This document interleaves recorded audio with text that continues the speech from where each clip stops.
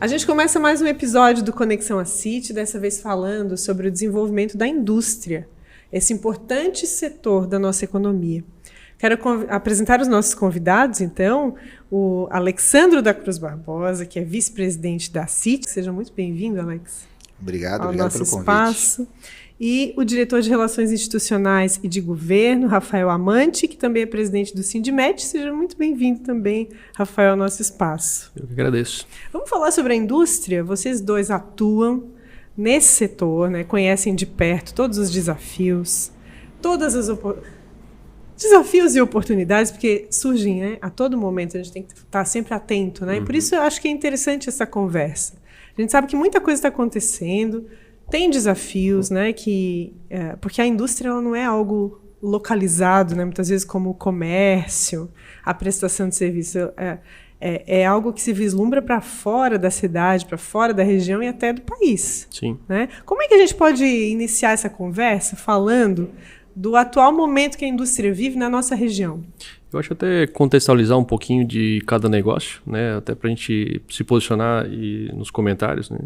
Eu venho de uma empresa familiar, uma indústria metalmecânica de transformação, né? A gente constrói equipamentos para a indústria cerâmica e atendemos aí todo o mercado brasileiro, algumas na América Latina. Então, a gente faz desde a parte de criação do equipamento e algumas representações, né, de empresas da Itália, Espanha. Então, a indústria metalmecânica, hoje, a gente pode considerar que ela tem uma ação mundial, né? Porque hoje eu construo um equipamento aqui que vai trabalhar na África do Sul, que vai trabalhar na Espanha, com tecnologia que vai vir de fora, eletrônica, mecânica, ou às vezes até uma máquina completa.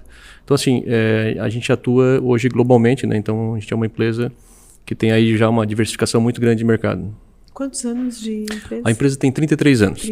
33 anos. Então, é uma empresa familiar, né? Então, faz 33 anos aí, eu cuido hoje da parte industrial comercial e toda a família está dentro do negócio. Está inserida, né? Toda a família está inserida.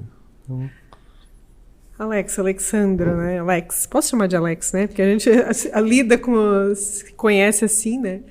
Alex, o teu setor, o teu segmento, que é o madeireiro, né? Já é bem diferente. Apesar de vivenciar aí os mesmos desafios, né? Da indústria.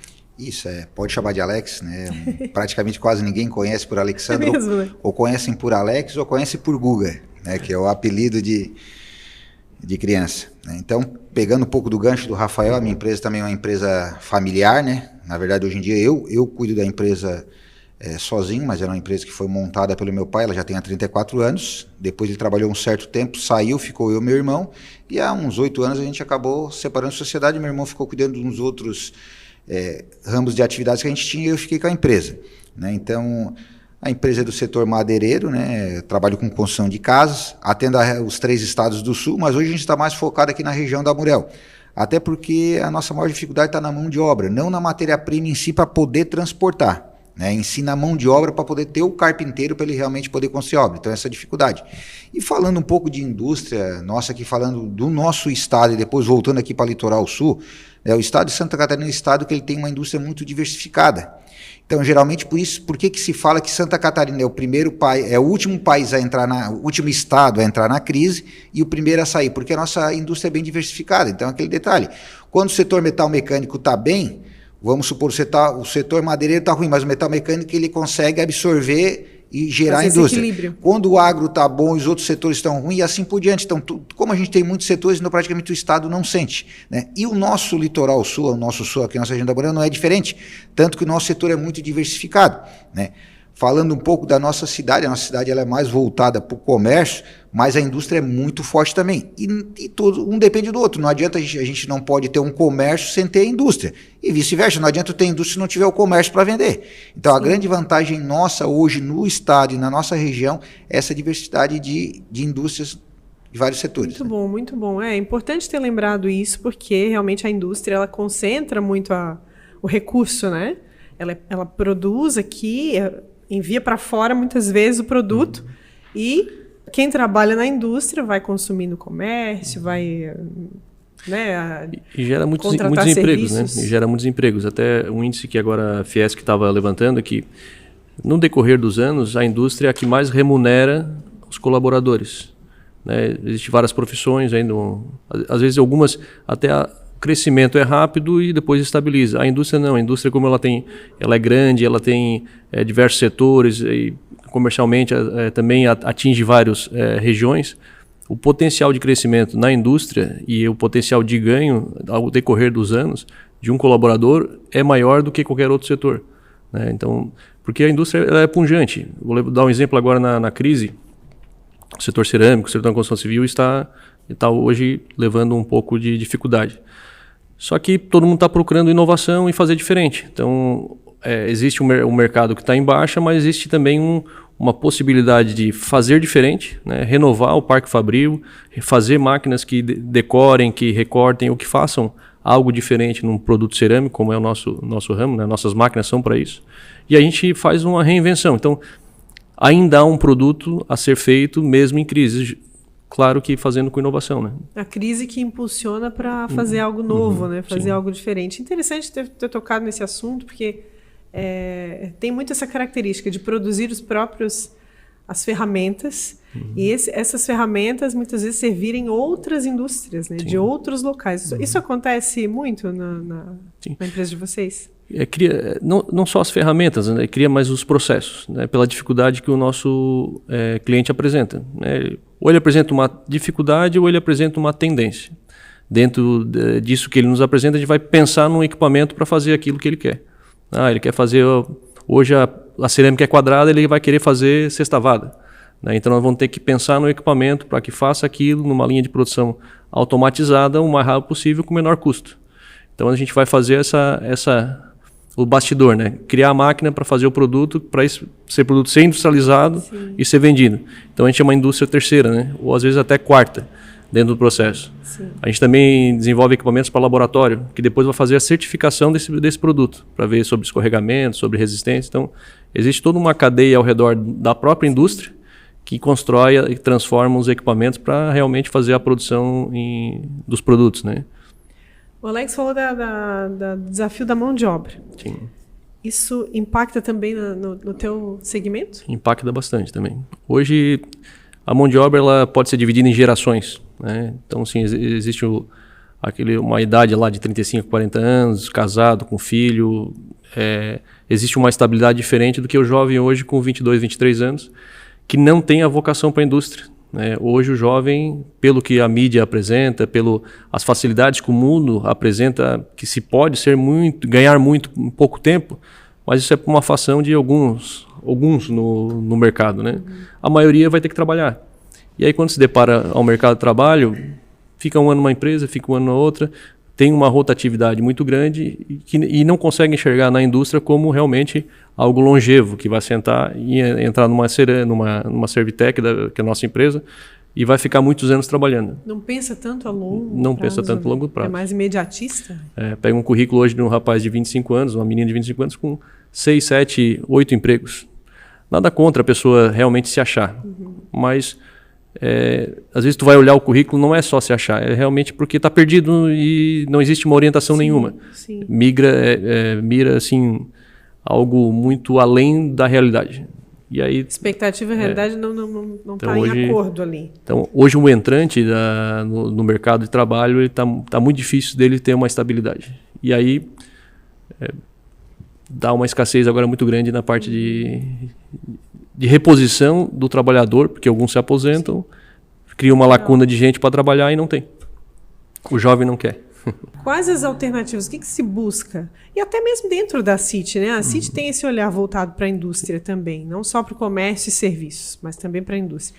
Quais as soluções que se apresentam para essa necessidade? A falta de mão de obra também, é como o Rafael colocou, tem um outro detalhe, é que a gente até tem alguma mão de obra, mas o pessoal, alguns não querem se qualificar, pelo menos está faltando a mão de obra qualificada. Também.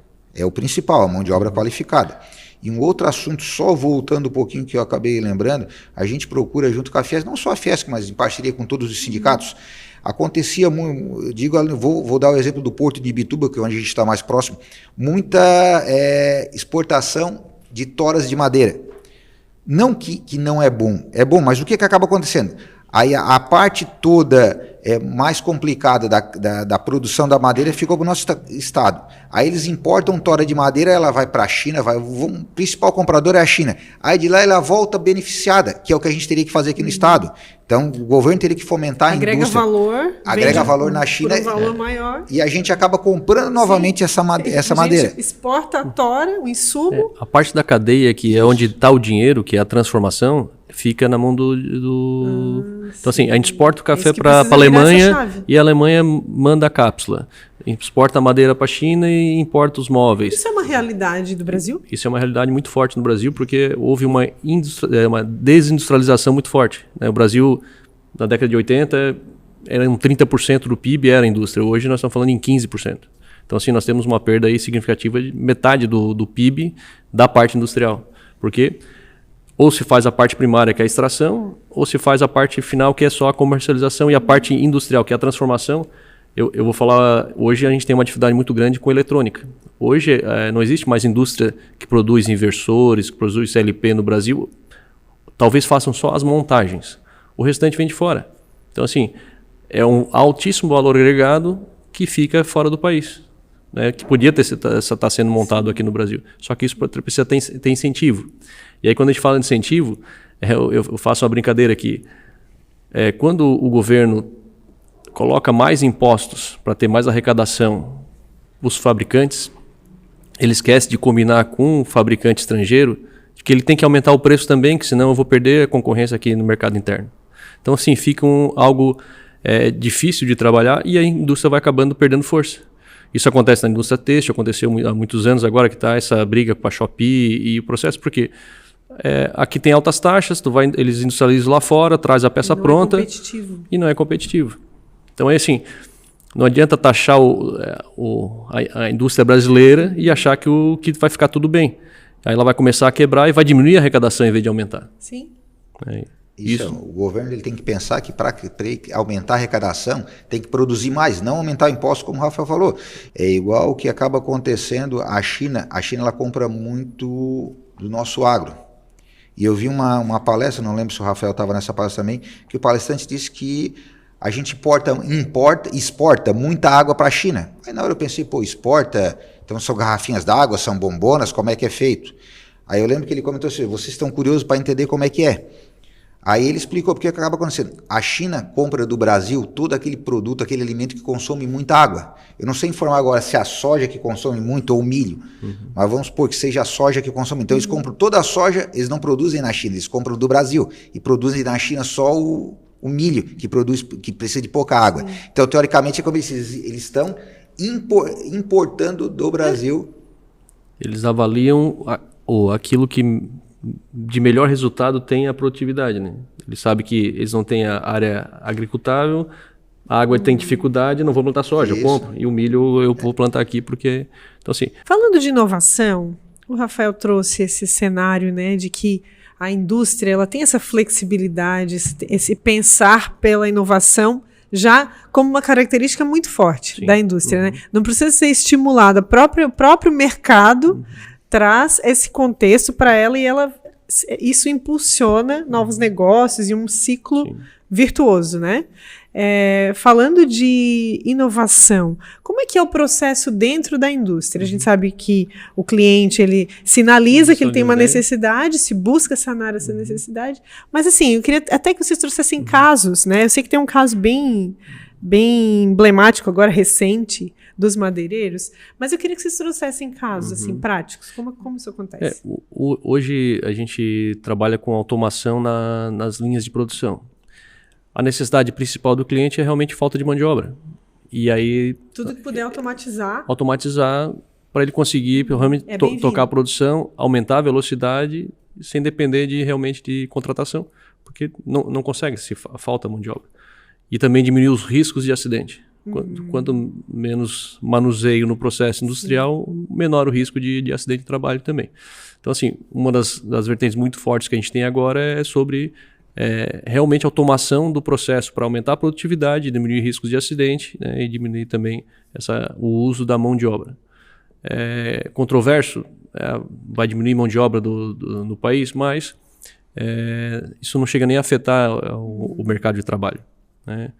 Outros processos agora com essa crise de insumos, uma vertente muito forte que a gente trabalha também é produção e diminuição de custos no processo de produção, né? Equipamentos que economizam, equipamentos que controlam melhor o processo de produção, as gramas de esmalte que é colocado em cima da cerâmica tem que ser controlada. Então, assim, tudo ou é para diminuir custo, ou para diminuir mão de obra, para aumentar a velocidade, para aumentar o processamento, né? Tem a parte também que é de software, né? Que é processamento, é informação.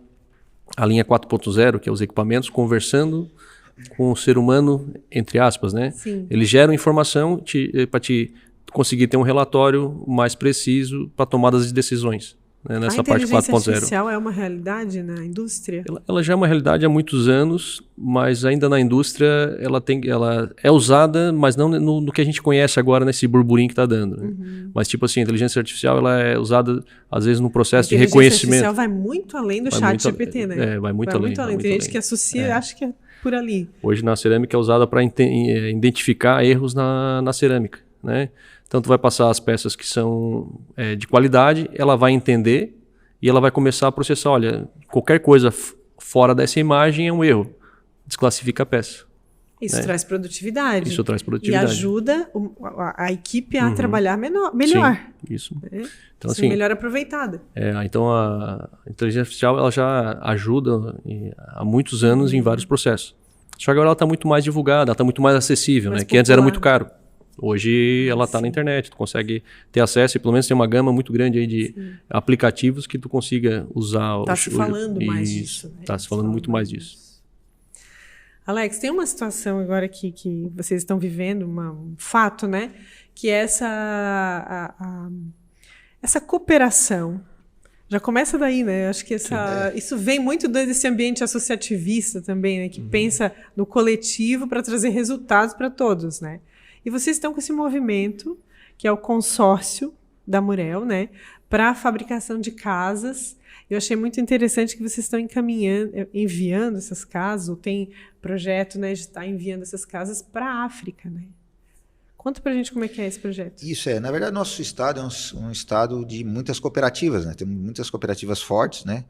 E que iniciaram aqui no estado. Quando a nossa ideia principal, quando a gente montou realmente um consórcio. Hoje em dia é uma cooperativa. Quando a gente fez o lançamento, a gente fez o consórcio, e depois é que a gente teve algumas informações melhores que a gente acabou deixando para trás, que o consórcio ele é obrigado a ter uma data de início e de fim. Tu pode iniciar o consórcio agora e ele ter 25 anos de prazo, e ele tem que, naquele tempo, ele é obrigado a ser extinto. E a cooperativa não. Então, o que a gente fez? Você aperfeiçoou o processo. Isso, então. A gente mudou para uma cooperativa. Então, como a gente tem o nosso sindicato madeireiro e moveleiro, que é um dos maiores sindicatos do estado e do país, né, do setor madeireiro e moveleiro em número de associados, né, dali a gente tirou 5 empresas que tinham interesse em exportar. Aí teve um projeto junto com a Federação da Indústria, né, com a Fiesc, onde a gente juntou 5, na verdade eram 8 madeireiros e 10 moveleiros para fazer esse projeto de internacionalização. Aí desse pessoal a gente saiu esses 5 e a gente começou a trabalhar. A gente já começou desde 2015 a ter essa ideia. Aí a gente fez, o próprio lançamento foi feito na época na Assist também, né? Foi um grande lançamento. Tivemos apoio da parte governamental também, enfim. E o que acabou acontecendo? Depois veio a parte da pandemia. Na pandemia a gente deixou meio estagnado porque nós não estávamos conseguindo nem dar conta do nosso mercado interno. Então, como é que a gente tinha muita demanda, tivemos muita demanda para vender para o mercado exterior, mas que a gente pensou, vamos cuidar primeiro do filho que está em casa. Então, a gente preferiu primeiro atender o mercado interno. E agora a gente reativou novamente, a gente andou participando de algumas feiras, tivemos participando numa feira, 2 feiras de Florianópolis, uma feira do Paraguai, né? E a gente está com uma negociação bem adiantada com países da África, né? Onde a demanda total está em torno de 150 mil casas, mas nós estamos focados primeiro em 15 mil casas, né? Que é da região da República do Congo. O arquiteto responsável, a pessoa responsável, esteve visitando Tubarão.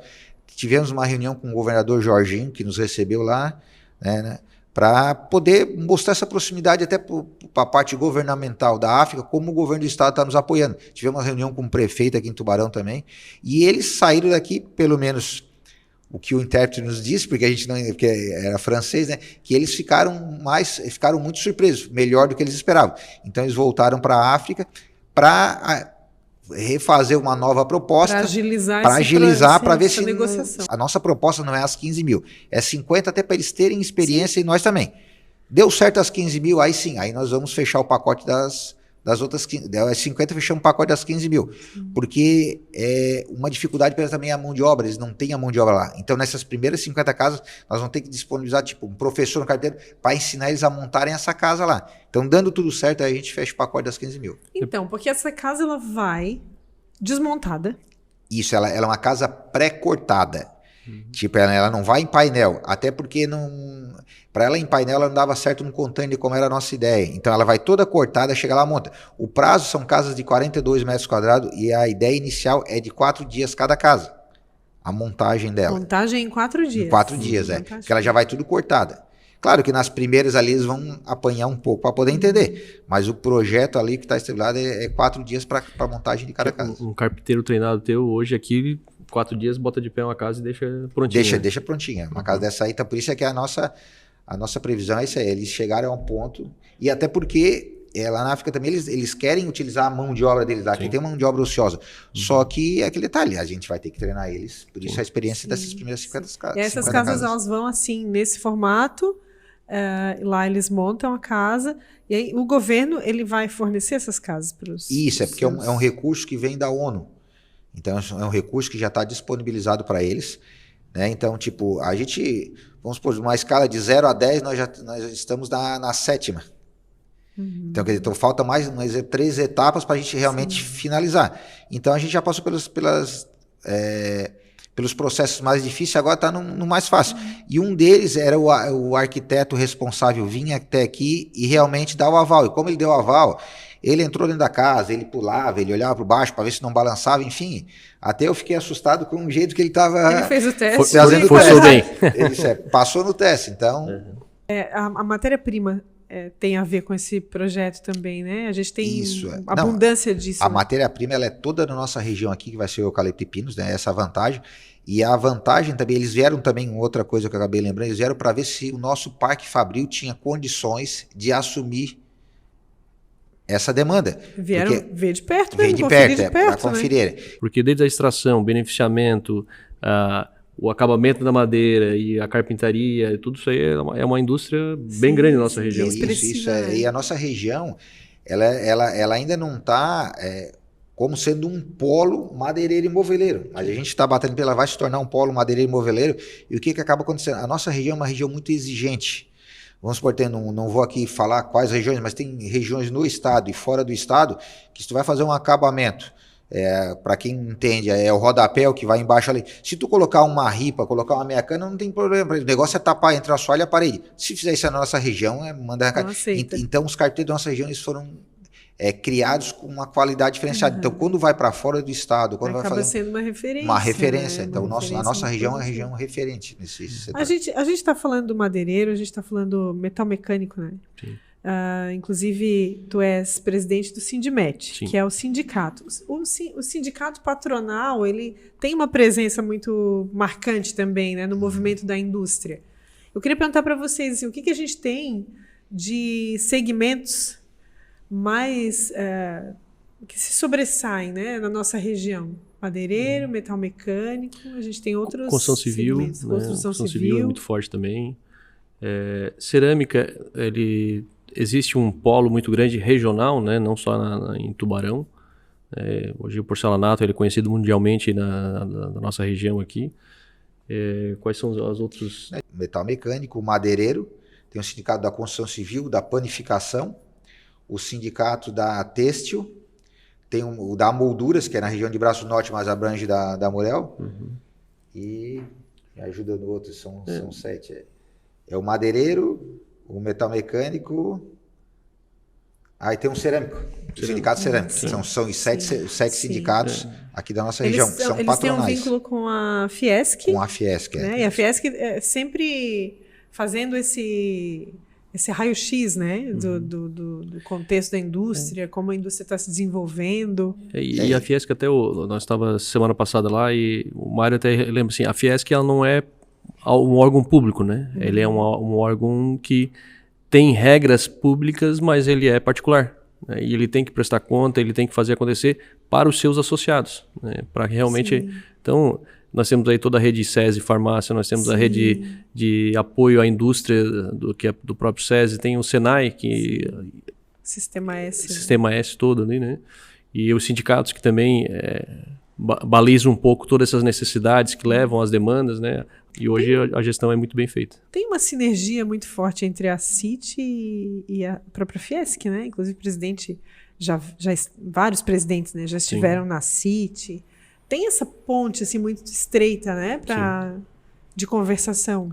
Sim, porque as necessidades são as mesmas, né? Então, se a gente une forças do associativismo, tu vai muito mais longe. Sim. Então, assim, a Fiesc, né, e a CIT, a Facinski, né, que é a Federação das Associações. O Sebrae também é um parceiro grande. Tipo, nós já fizemos várias missões empresariais onde a gente conseguiu juntar a CIT, Fiesc, com apoio do Sebrae também. Enfim, é aquilo que o Rafael falou, que são tudo convergente, então, tipo, fica mais fácil. Sim, e o bom é que não tem concorrência, tipo, o que é bom para a CIT vai ser bom para a Fiesc, assim por diante. E o Sebrae, como ele abraça os dois, tanto as associações comerciais como a federação, é bom porque daí a gente está lá, não tem aquela briga, né? Quando tem uma briga, mas é uma briga saudável, que é para conseguir um objetivo. Para chegar no mesmo resultado, Isso, né? Falando das missões, vocês já pontuaram aqui, né? E o foco do trabalho, ele é o mercado internacional, né? Sim. Não dá para pensar localmente, nem só em estado, e também país apenas, né? Onde tem oportunidade, a indústria vai. Sim. Né? Qual a importância das missões empresariais, essas viagens, esses grupos de empresários que se reúnem e vão até as feiras, né, por exemplo? Buscar novas parcerias, acho que é um dos que norteiam, né? Tu buscar novos insumos, novas parcerias, novos fornecedores, né? Ou também para conhecer algo novo que está sendo feito fora, né? Entender como se faz em outro país, ou como se algo que se faz lá não se faz aqui, uma oportunidade. Né? Eu fui numa dessas missões na Alemanha, na feira de Hannover, espetacular, uma feira gigantesca. Também na Canton Fair, na China, tu passa uma semana vendo de tudo, né? Então são feiras gigantescas.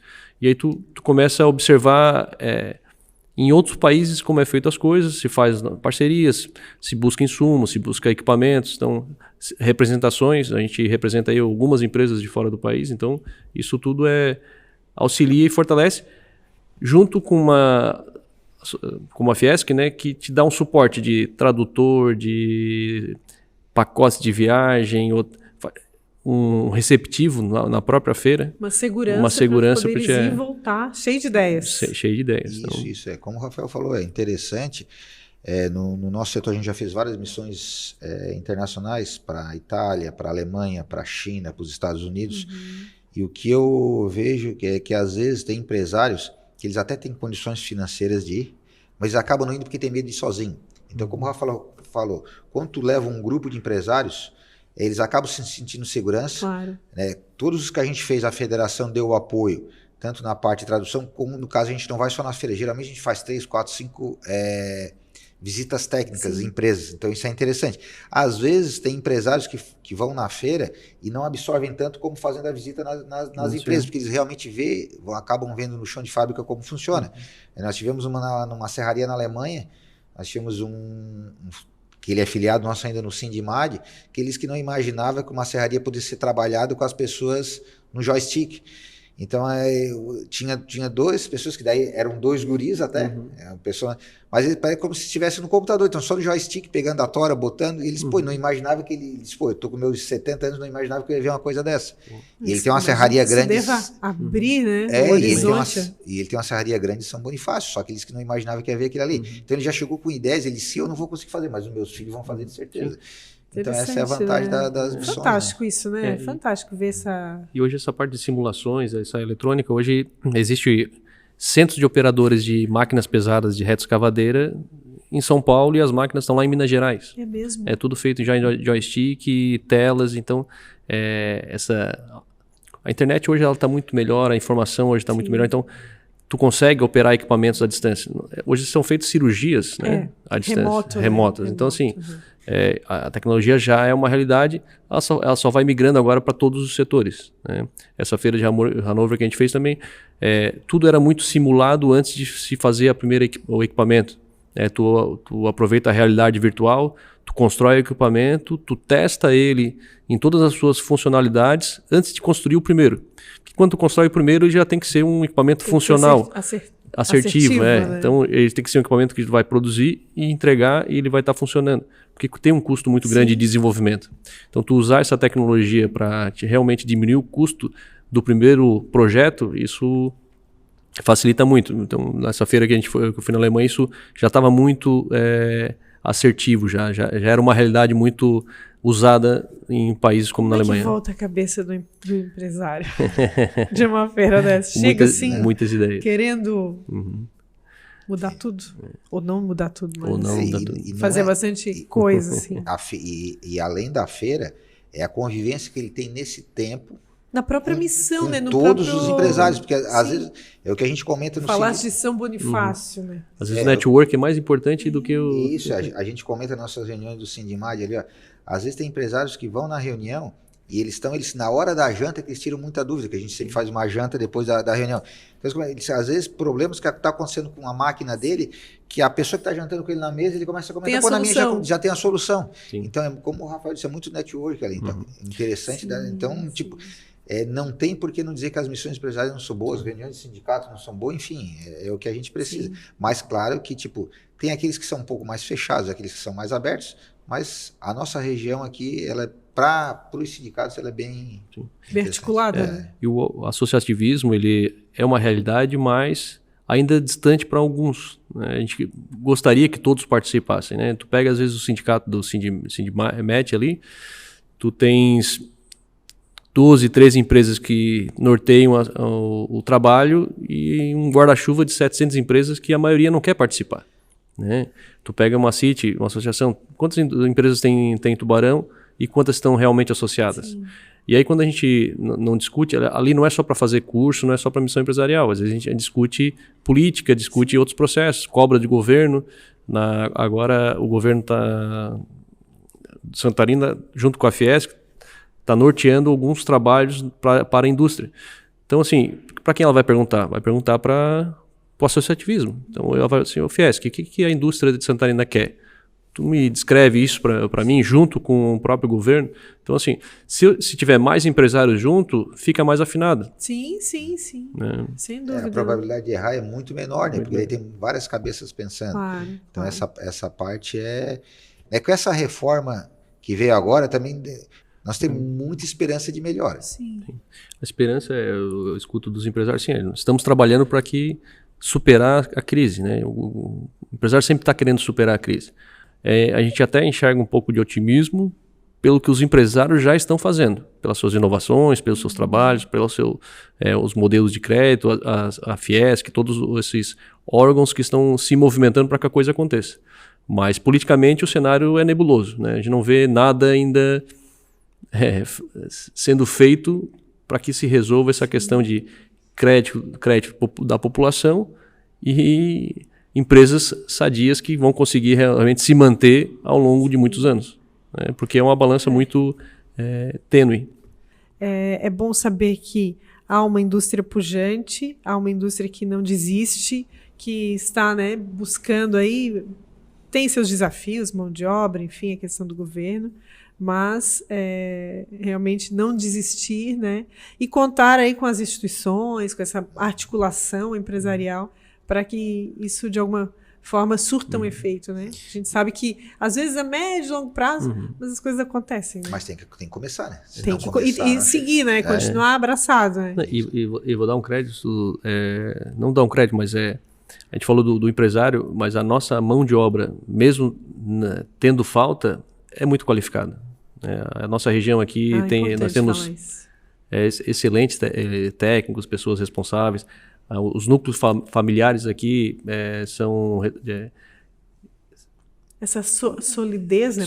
Solidez. O hoje A cultura nossa da região é muito boa, né, nessa parte sim, técnica, né? Então a gente viaja bastante o Brasil, conhece bastante em várias indústrias e a região sul aqui, a mão de obra ela é diferenciada também nessa questão de produtividade, de realmente organização, comprometimento. Eu só tenho a elogiar a minha equipe da Servitec, porque hoje a gente produz muito e realmente com muita qualidade. Não é à toa que vocês representam aqui 2 indústrias de anos, né? Sim. Quantos anos, Alex? 34. 34. Nossa, 33. São bem próximas, né? Uhum. Então isso não se constrói da noite pro dia, né? Isso. Quero agradecer a presença de vocês aqui, essa poder falar, né, sobre isso, assim, de peito aberto, falar com clareza, né, de uma maneira tão clara, porque eu acho que é isso, informação muda também, né, informação é poder, faz mudança, né. Quero agradecer, Alex, Rafael, muito obrigada, né, continuam lá na City, né, trabalhando, muito de bastidores também, né, mas é isso, né, o trabalho tem que continuar. Muito obrigada. Eu que agradeço pelo convite, e como eu sei que eu sou de falar bastante, pensei que fazia só uns 10 minutos, mas já passou bastante também. Se deixar, a gente vai a noite adentro. Tem assunto, né? Mas tem assunto, também gosto. Agradeço pelo convite. Estamos à disposição. Agradeço também, acho que é uma boa oportunidade de falar da indústria, o nosso cotidiano, dia a dia. Né? Espaço sempre aberto, né? Vocês sabem disso. Muito obrigada. Obrigado. A gente agradece também a você que nos acompanhou. Lembra de compartilhar esse conteúdo com quem você conhece para que esse movimento cresça e você possa contribuir com esse crescimento também. Até o próximo Conexão à City.